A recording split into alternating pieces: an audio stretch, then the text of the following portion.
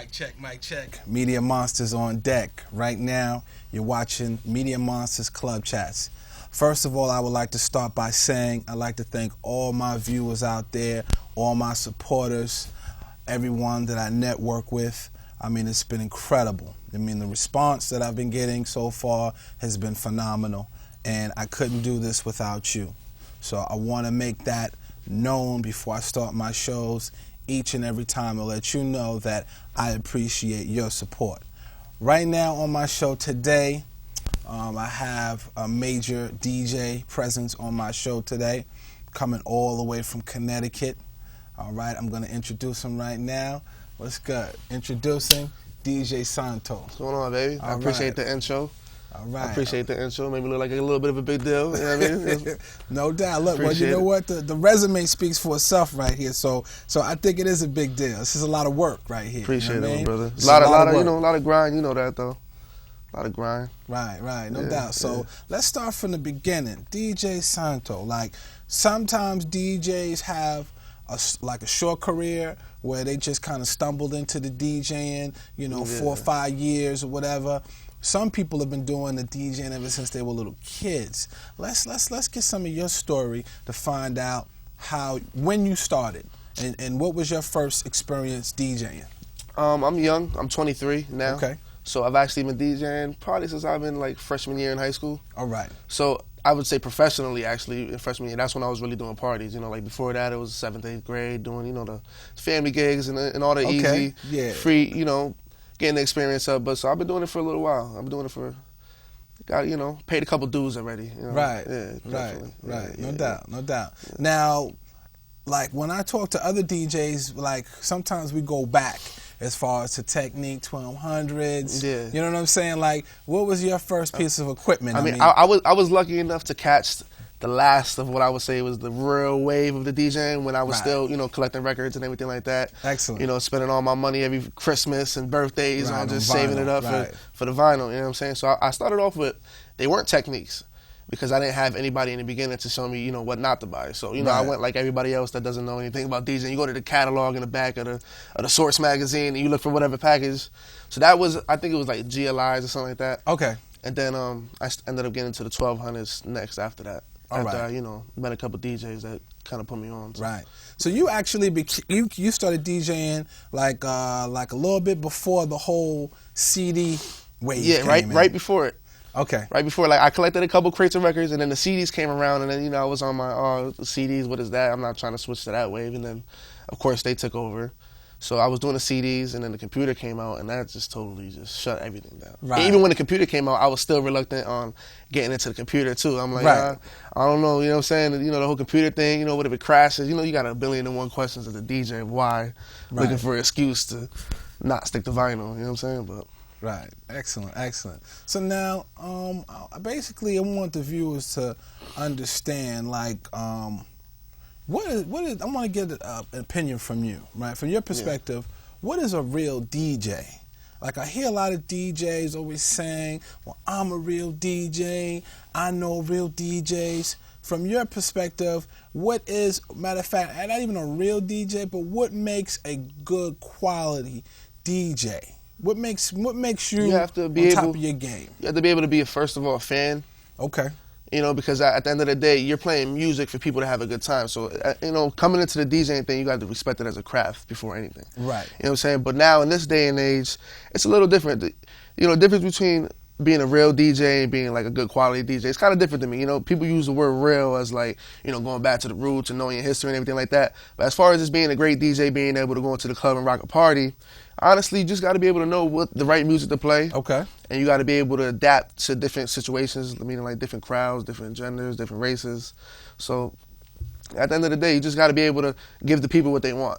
Like some people say, you're not a real DJ if you don't use vinyl. I disagree. Even though I love vinyl to the death, you can go into a club and literally just DJ pressing buttons. And if you're rocking that crowd, you're doing your job. If you're making somebody feel good at the end of the night when they're leaving, that's what a great DJ does. Right. Excellent. You know what I'm saying? Even if you picked up a pair of bongos and started rocking bongos, at the end of the day, you still entertaining the crowd and doing what you got to do. So excellent. Now, most DJs or any artists, they have someone that actually inspired them, like a presence they actually saw to inspire them in order for them to be doing what they're doing. Now, as far as from your aspect, was there any particular DJ? Was it Capri, Flex, anybody that you saw that really was like, when you saw them, you was like, you know what? I need to DJ. I got to DJ. I got to DJ. It was at first it started with the being a fan of the music. So it was just just out of just fun of just making mixtapes of whatever those the best songs on whatever albums. That was just the fun just to be able to listen to the music. But when I said like, yo, I gotta pick up a pair of turntables, is when like, hearing mixtapes like the Green Lantern mixtapes before, and hearing like how differently in his creativity he used to be, like him and Clinton Sparks. They actually used to make mixtapes, and they didn't just put songs together. They actually made like real mixtapes. So that right there inspired me to get into the mixtapes. And I would say like Mr. C, probably for the club side of things. Right. Just because, outside of what everything has, what everybody has to say about him now, at the end of the day, he's a great DJ. You know what I'm saying? Right. Great DJ. So. And just his ability to just capture a crowd is just incredible. You know what I'm saying? Excellent. He can walk in there with an attitude, don't like nobody in the club. At the end of the day, you're going to love him because he just... Which he does. Yeah. You know what I'm saying? I'm not going to lie. DJ don't got to be your best friend, but at the end of the day, he rocks. So right. Yeah, matter of fact, I'm going to keep it 100 on my show because this is my show. When I ran into Mississippi, it was at Cabo. And, most of the people that I film, sometimes Flex is a little strange with the camera. He don't really want to be on camera. But with him, he was like, yo, get that camera out of my face. I'm trying to DJ. And I was like, you know what?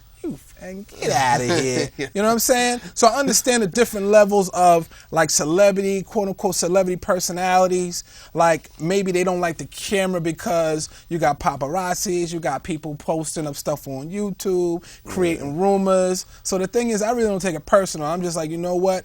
You're going to see me again, and I might have a forum that your peoples might be trying to contact me, and I'm going to let you know, wait a minute, I met you before. As a matter of fact, this is what happened, you know what I mean? And I'm going to make you understand, like, you know what? Yo, my bad, I ain't mean to really treat you like that. So, but it's all good, you know what I mean? It's all a part of the game. He's there DJing, I'm there trying to get footage, taking pictures, doing my thing. So the thing is that you should understand that one reflects the other. You know what I mean? I make you look good on camera the same way if you DJ in the party, you make the promoters and everybody else look good. You know what I mean? Yeah, I feel you. Yeah, no doubt. Yeah. Now, do you have a mentor? Is there anybody that you actually DJ'd with that was showing you the ropes and everything before, like, until you actually started working on your own? Yeah, definitely. My big brother, not blood brother, but I consider him my brother. Yeah. Juice Jones was... Remember when I told you, I started off with the bullshit equipment, excuse my language.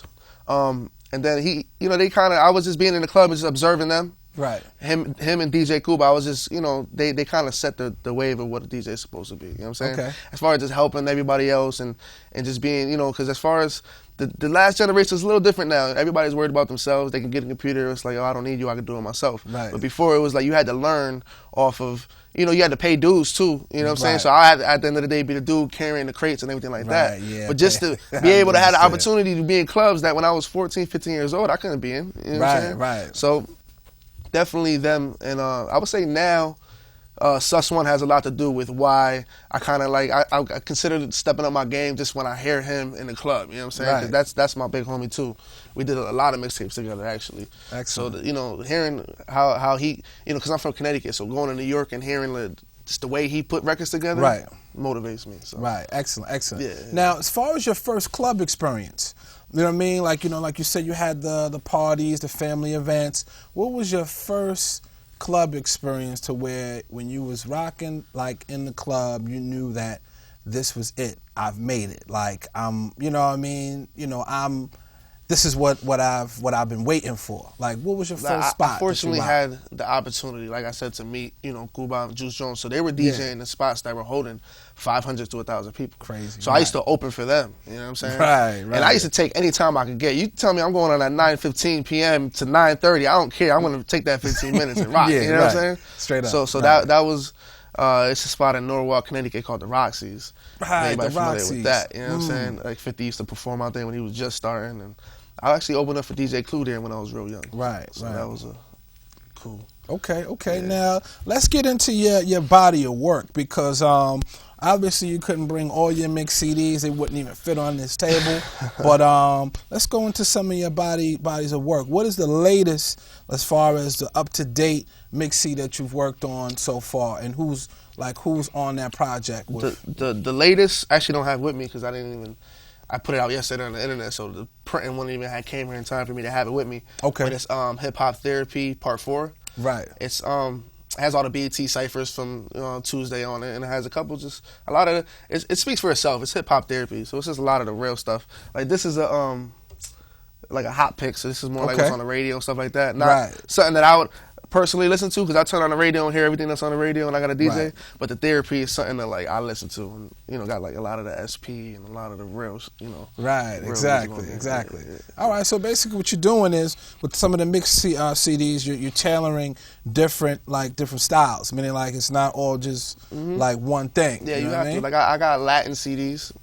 I got a house CD that's back here, Elements of House, Notorious B.I.G. So I got a lot of different genres. Like I said, I gotta make music for me at the end of the day, listen to, but it's not all about me all the time. I gotta put what people want, the hot picks, whatever's out. So that's hot. Now you mentioned Latin. Now DJ Santo, you know what I'm saying? It sounds Spanish or Latin. Yeah, it is. Now where are you from? Like where's your family from? My family is from Puerto Rico. My mother was born in the United States, so I'm American as can be. You know what I mean? I can't speak too much Spanish. But at the end of the day, Santo's my real name. That's on my birth certificate. Okay. So everybody called me Santo anyway, so it was just like I started off young, so it was just like a situation where everybody called me Santo, so that's just my DJ name. Right, you know what I mean? Right, that's hot.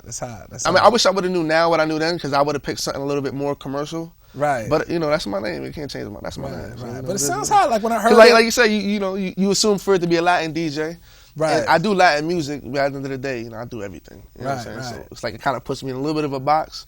Once you get to know my style, then you kind of The first time I heard your name was when Kev Edgar did the All-Star basketball game. Yeah, you know what I mean, at the Westchester Community College, the Celebrity All-Star game. You know what I'm saying? I heard the promos, DJ Santo, blah blah. You know what I'm saying? It was hot, man. I mean, the name it rings bells. It definitely rings bells, man. Definitely rings bells. So now moving forward, right? You have DJ Santo establishing himself as a brand, as a DJ. You have your mix CDs. Now, most people at some point create a team or create like a family base. Yeah. Do you have that established already? And if you do, what is the name of your team? All Out Brothers. It's just like you said. It's just All a team in my family. At the end of the day, the name kind of speaks for us. Everybody that's a part of All Out Brothers, I consider to be my family. You know what I'm saying? I have artists, I have DJs, and we basically just a group of individuals that just everybody does their own thing, but we come back at the end of the day as a team. You know what I'm saying? So. Gotcha. And who formed? Actually, whose concept was that to form this unit? Me and my brother, Big Eli, which is we've been doing this since day one. Since the first time I started DJing, we've been together rocking. You know what I'm saying? We used to have a group back in the day where I was rapping. To be honest with you, not too many people know that, but I just I stuck to what I'm good at. You know what I'm saying? I just stuck to the DJing. But I love music. So everybody that's around me loves music, and we just do it for the cause, man. Right. Gotcha. All right, cool. Now, as far as like established artists or artists that are on the come up, can you possibly just name some people that that stood out, that's on your mix CD? As far as, let's start with established artists, like established artists. Yeah. Just in general, or somebody that I've worked with? As a matter of fact, just put it like this: that you've worked with. French Montana. He actually hosted one of my mixtapes. Me and Sus One. The first person I would have to say Sus One before them, because Sus One, he definitely established his brand and his name out in New York. And me being from Connecticut, it was kind of like an honor to be able to do a mixtape with him. So now it's like every mixtape every mixtape I do, I mostly do it with him anyway. Right. But French Montana was definitely one of the illest, because French Montana in Connecticut, I don't know if you know, but they love him out there. Right.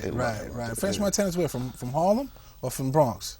I'm not even the Bronx. Crown or the Bronx from BX? Don't quote me on it, but I think I'm pretty sure about that. Okay. All right. Cool. Yeah. What about as far as artists on the come up? Somebody that is basically really, really, stands out, really hot, but they're still on the rise? Like, Well, outside of my team, which Paper Chase, he's actually sitting in the studio chilling. He's Okay, laying low. okay. We're not gonna put him on the spot yet. Yeah. But him, Big Eli. But as Joel Ortiz.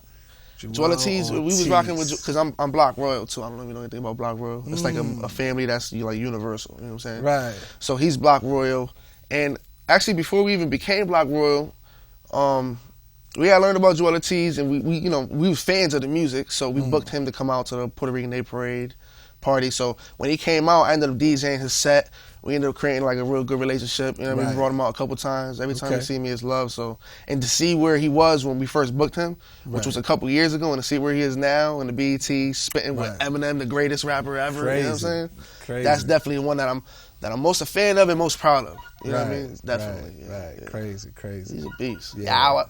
No doubt. So so now as far as, because a lot of times, right, I notice like DJs basically they'll play, they'll break records. I mean, stuff that is somebody will hand you a CD in the party or whatever the case may be. Yeah. Have you done that before? Have I? Yeah, I definitely support.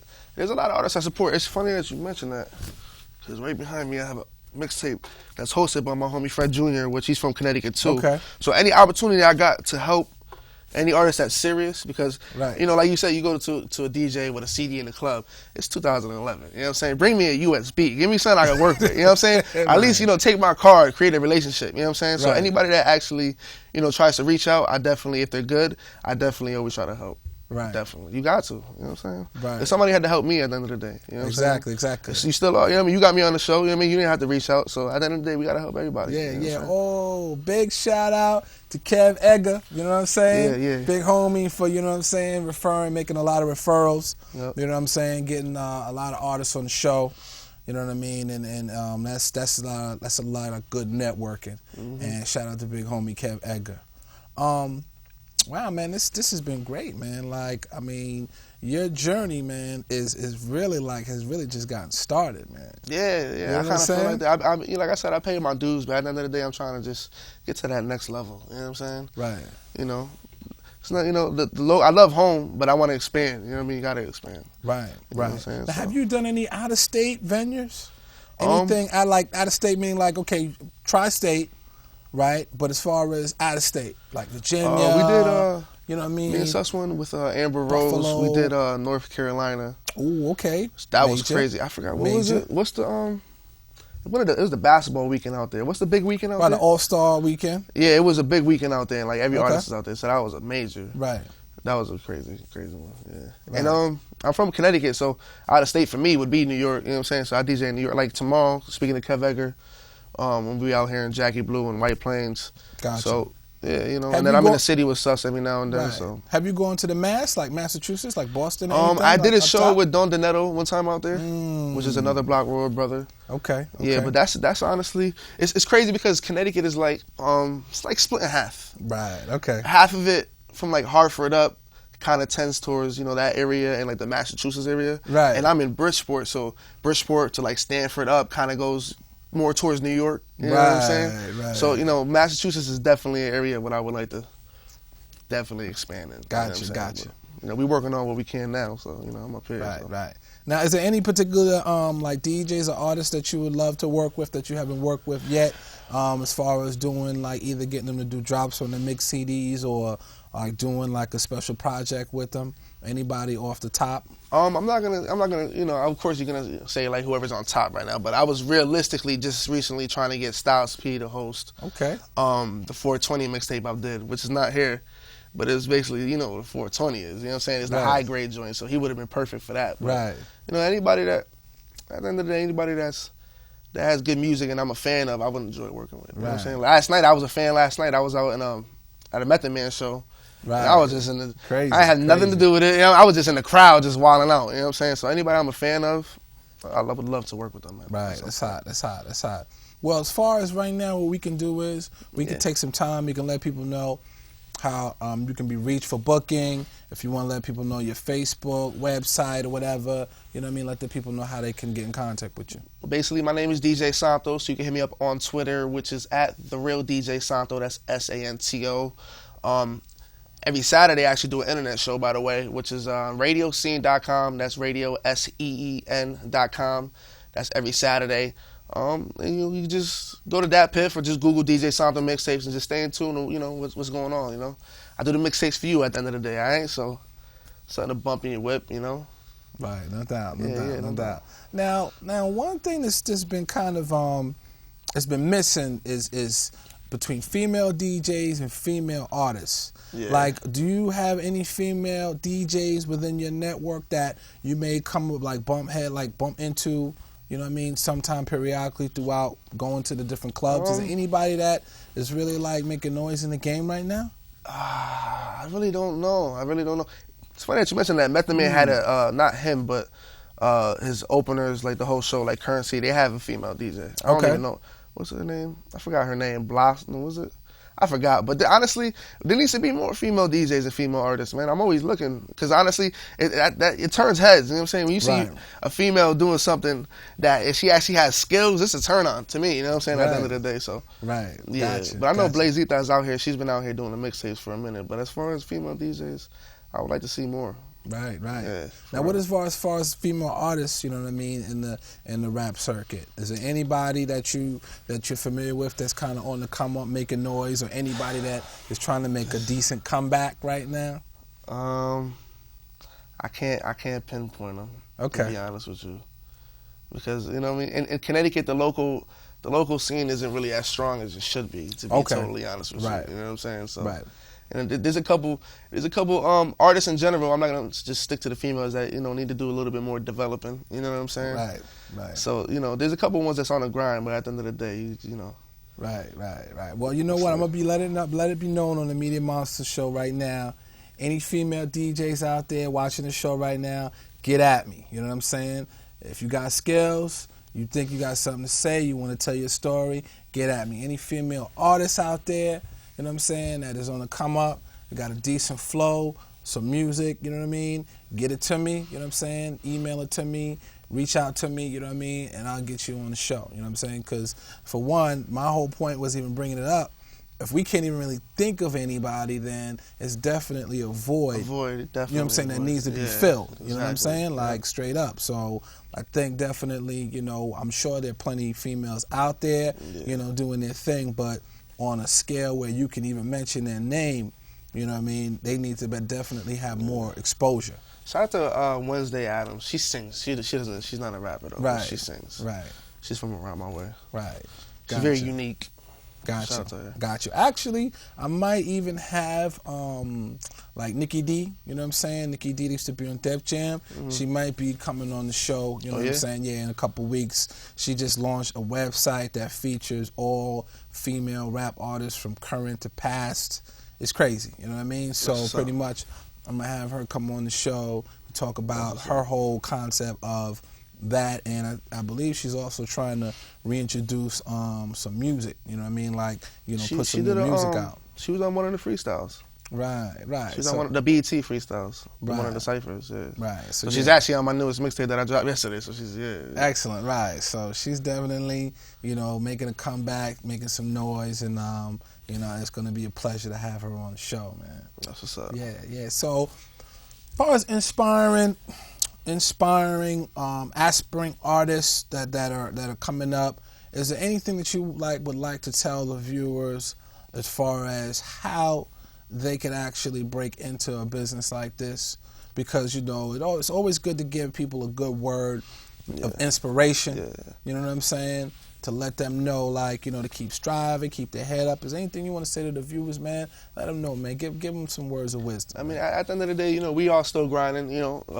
Some of you probably heard of me, some of you probably have not. But what I would say is, a lot of people were concerned with, a lot of the marketing and how many Twitter followers you got and the promotion and everything like that, which is cool because business is a real important aspect. But it all comes back from the same thing which got you started, which is the music. Right. So if you can't leave the studio with the project that you're actually proud of, then at the end of the day you got to work on just getting your stuff right and getting it sounding. So it's okay to create your own lane, but you have to be able to compete with who's out right now. You know what I'm saying? Right. You have to be able to compete. You know what I'm saying? At the end of the day, there's going to be always somebody that will like your music. But it's just up to you to be able to find that market and just find you. You know what I'm saying? So don't look on what's on the radio and what's on TV. A lot of and I'm a DJ. I say this like even my artists. When artists say, "Oh, we got to get a club record," right? You're not trying to go into the studio making a record, thinking about it being a club record, popping bottles, whatever. Most of the biggest club records,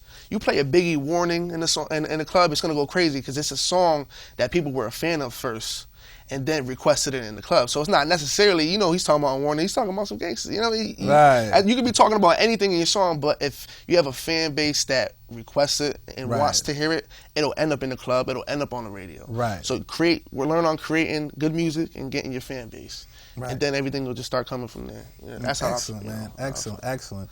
All right, now do you think it's another like a question that is pretty interesting. Like I remember like the Clue era. As far as getting the distribution, DJs getting the distribution and getting kind of like associated with like record labels. It was a phase that I'm not sure. Do you think something like that, those opportunities would ever come around again where somebody can make enough noise? I'm glad you mentioned that because it's a different day and age right now. It's more, we're in the independent stage right now. So it's like record labels, you can still get signed, you can still get a good deal, but they're looking for somebody that is creating their own fan base first. So that goes back to what I was just saying. You know what I'm saying? Right. So there's so many outlets, including the internet and everything like that you could take advantage of. Artists, don't look for necessarily a handout. Nobody's going to give you their business card. You call them and then you on. At the end of the day, you got to take advantage of every opportunity that's presented. You know what I'm saying? Right. So, like opportunities like this, just networking with people and just building your fan base and just building your outlets. You got to grind. You know what I'm saying? Excellent. Independent, you're going to make more money doing that anyway. Right. Than signing with a big label anyway, so. Excellent. Yeah. You know what I mean? Like, I don't want to give, your personal info out to the IRS, but how many of these mix CDs you think you move, man? 10,000? 20,000? To be honest with you, I'm mostly doing for the internet. Okay. Yeah, for promo. I don't make. I don't do it to make any money. Right. Because at the end of the day, most of them I give out anyway. If you see me, I'm not gonna sell you. You know what I mean? Right. Sell you, it's $5, whatever. I'll give my mixtapes away just for the promo. You know what I'm saying? Right. And you know what? That's real because a lot of artists, have been, kind of like complaining and making it known this day and age that they've been losing money because between the internet, DJs, everybody else is making money off their music. So that's a good thing that you mentioned that as far as what DJ Santos does is you're still getting your name out there and you're promoting the artist and you're not really making any money or profit. You got to think about that money in the long run. You might make a couple dollars today if you went out and sold them, but at the end of the day, you got to try getting that show money. You know what I'm saying? You want people to book you, but they got to know you first. So you got to invest in anything that you do. Right. You're an artist, you're a DJ, you got to invest in your career. So. Right. No doubt, man. Well, listen, man, once again, I'd like to thank you for coming on the show. Thank you for having me. You know Appreciate what I'm saying? it greatly. I'm going to see you on Friday at Janky Blues. You know what I'm saying? Media Monster's going to be in effect, so I'm going to definitely show you love, get a lot of good footage of you, and, we just do the thing. You know what I'm saying? Appreciate it, my brother. So once again, to all of you out there, thank you for watching Media Monster Club Chats. Like I said, it's always love, out in the streets, out in the venues. I appreciate the support. As you can see, I'm a little tired right now. I'm always working on something, you know what I mean? So, working is a good thing. So as long as you guys keep me busy, keep me filming, keep me, doing what I do, man, I'm always keep, making Media Monsters the best thing ever. Once again, thank you for watching Media Monster Club Chats. Peace.